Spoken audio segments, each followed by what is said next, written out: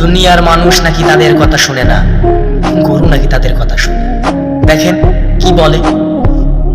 আমার দাদাজান রহমাতুল্লাহ একদিন বয়ান করতে করতে হঠাৎ বইলা ফেললো, ওরে দুনিয়ার মানুষ,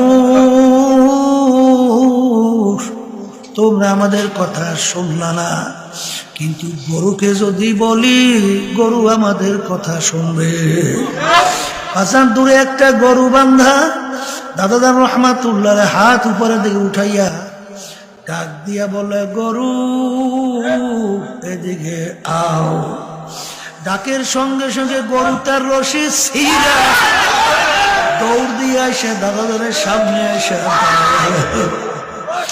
তখন দাদাজান বলেন, ওরে দুনিয়ার মানুষ,